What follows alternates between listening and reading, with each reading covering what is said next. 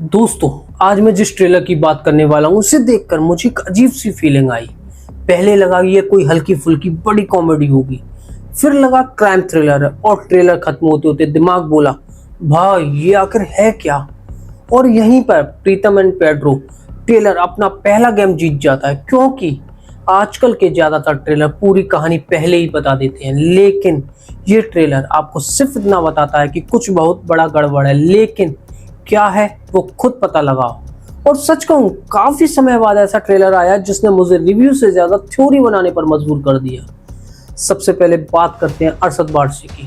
भाई कुछ एक्टर ऐसे होते हैं जो स्क्रीन पर आते हैं अपनापन महसूस करा देते हैं। अरशद उन्हीं में से एक है। उनकी एंट्री देखते ही मुन्ना भाई और सर्किट की याद ताज़ा हो जाती है, लेकिन इस बार मामला हंसी मजाक का नहीं बल्कि साइबर क्राइम, किडनैपिंग और मिस्ट्री का है। और अरशद वारसी इस दुनिया में सरप्राइजिंगली फिट बैठते दिख रहे हैं। अब आते हैं ट्रेलर के सबसे बड़े सरप्राइज पर, वीर हिरानी। हाँ, राजकुमार हिरानी के बेटे। और सच बताऊं, मैं ट्रेलर शुरू होने से पहले सोच रहा था कि शायद लॉन्च वीकेंड होगा, लेकिन ट्रेलर देखकर लगा बंदे ने मेहनत की है। उनकी स्क्रीन प्रेजेंस अच्छी है, कॉन्फिडेंस अच्छा है और अरशद वारसी के साथ केमिस्ट्री भी नेचुरल लगती है। मतलब लॉन्च नहीं, पोटेंशियल दिखाई दे रहा है। लेकिन अब आता है वो आदमी जिसने पूरे ट्रेलर को खतरनाक बना दिया, विक्रांत मैसी। भाई आज विक्रांत मैसी उस लेवल पर पहुंच चुके हैं कि अगर वो ट्रेलर में सिर्फ चाय पीते भी दिख जाएं तो ऑडियंस सोचने लगती है कि यही विलन होगा। और यहाँ भी उनका कैरेक्टर पूरी तरह मिस्ट्री में रखा गया है। कम डायलॉग्स, कम स्क्रीन टाइम, लेकिन इम्पैक्ट सबसे ज्यादा। यही असली खिलाड़ी की निशानी होती है। अब बात करते हैं ट्रेलर की सबसे बड़ी ताकत की, एटमॉस्फेयर।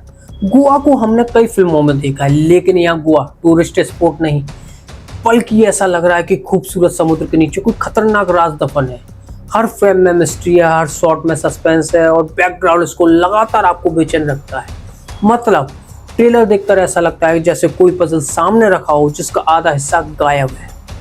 भाई आजकल साइबर क्राइम वाली फिल्मों में हैकर्स लैपटॉप खोलते ही सैटेलाइट हैक कर देता है, नासा हैक कर देता है और जाते जाते पड़ोसी का वाईफाई पासवर्ड भी चुरा लेता है। लेकिन प्रीतम एंड पेड्रो कम से कम अभी तक उस कैटेगरी का शिकार नहीं दिख रही। ये ग्राउंडेड लगती है और यही इसकी सबसे बड़ी अच्छाई है, लेकिन कमी भी है। सबसे बड़ी प्रॉब्लम यह है कि ट्रेलर स्टोरी कम, मिस्ट्री ज़्यादा बेचता है। मतलब 2 मिनट देखने के बाद भी ये नहीं समझ आता कि असली विलन कौन है, गेम क्या है और आखिर पेड्रो और प्रीतम फंसे किस चक्कर में है।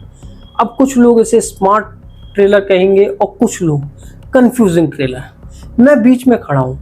अब कंपैरिजन की बात करें तो इसमें थोड़ा मोनिका ओ माय डार्लिंग वाली मिस्ट्री फील है, थोड़ा असुर वाला इन्वेस्टिगेशन फ्लेवर है और कहीं कहीं राजकुमार हिरानी वाली ह्यूमन टच भी महसूस होती है। लेकिन इसकी अपनी आइडेंटिटी भी है और यही चीज़ इसे इंटरेस्टिंग बनाती है।